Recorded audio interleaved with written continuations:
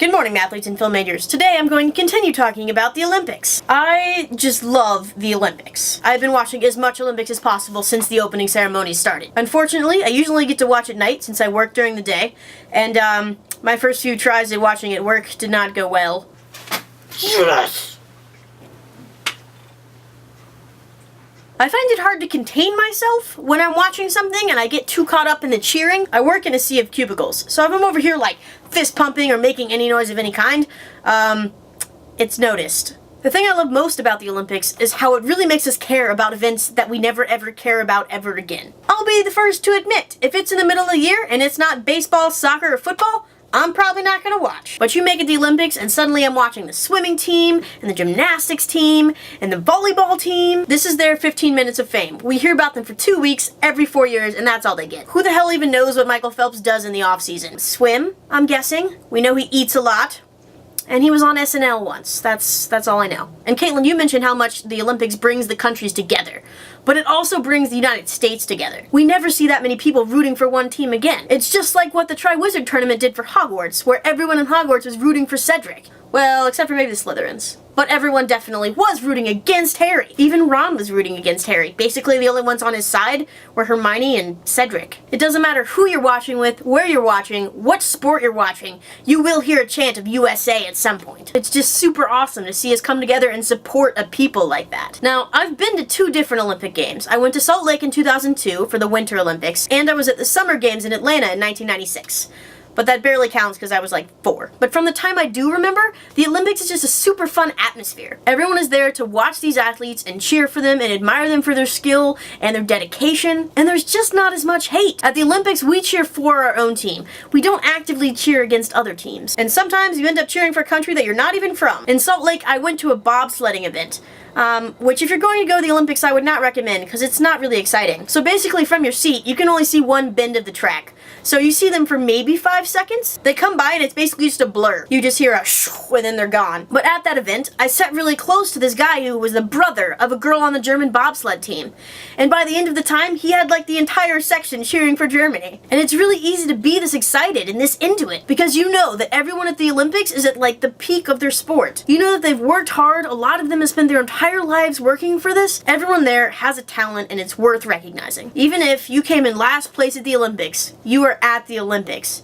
You are one of the best in the world. Anyway, now that I'm done ranting about how much I love the Olympics, I want to remind everyone to set your calendar. This Sunday, August 5th at 10:31 Pacific time, so that'll be 1:31 for you, Caitlin, we are landing a rover on Mars. 8 months ago, the Mars Science Laboratory, or MSL, was launched and has slowly been making its way towards Mars ever since. Now, the Curiosity rover is going to spend about 2 years on Mars, looking for evidence that Mars could have once supported life. Pay no attention to the background change. It's also going to be studying the composition of the surface and a lot of the atmospheric processes that happen on Mars. Historically, only 1 in 3 missions that approached Mars will be successful. This one's going to be particularly nerve-wracking because we're trying out some new technologies. They're calling it the 7 minutes of terror. MSL's EDL, or entry, descent, and landing, only takes 7 minutes. It takes 14 minutes for signal to get from Mars to Earth. So by the time the first signal reaches Earth that says that we have entered the atmosphere, Curiosity will either be sitting on Mars happy and whole, or it will be crashed into a mountainside somewhere. MSL enters the atmosphere at 13,000 miles an hour and has to go through several processes to help it slow down. The Martian atmosphere is 100 times thinner than Earth, and it makes it really difficult to slow down and land a spacecraft successfully. So first they're going to deploy a parachute above them, at which point it should slow down to around 200 miles per hour.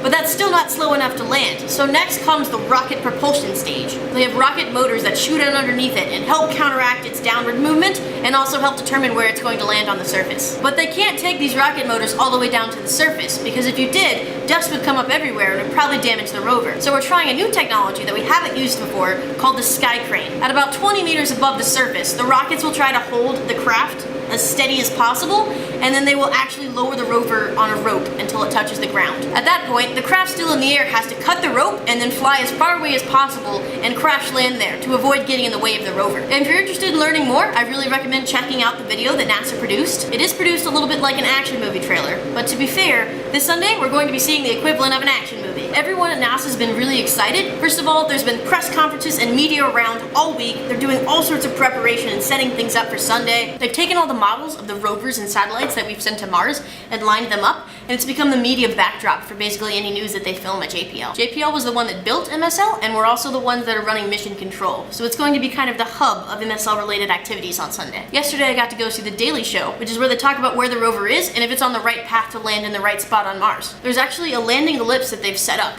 near this giant mountain that they want to explore. It's only about 11 or 12 miles long, and we want the rover to land somewhere within there. Since the rover moves fairly slow, we need to land close enough to the mountain that we can get there in a decent amount of time, but not too close as to run into the side of it. They're looking at the live data that the radar is sending back and figuring out where it is in space, how close it is to Mars, and if it's on the right trajectory or not. TCM-5 is actually scheduled for tomorrow. That's a trajectory correction maneuver. If they decide that we're not close enough to where we want to land, they may perform some sort of little adjustment. But it's really amazing how detailed they are and how well they know the location of the spacecraft. This thing is over 300 million miles away, and yet they can tell you where it is down to within like a couple hundred meters. So you should definitely stay up and watch it. It's going to be super exciting. I'm going to be at Planet Fest, which is an event nearby that's solely dedicated to watching MSL land. They've got a bunch of people coming in to talk, a bunch of the scientists who worked on MSL, Dr. Alaki, the director of JPL, is going to be there as well, and the big name, Bill Nye the Science Guy. Anyway, that should be fun. I will report back on Monday and how everything goes. For the mathletes, I'm Susan. For the film majors, Caitlin will be back on Friday.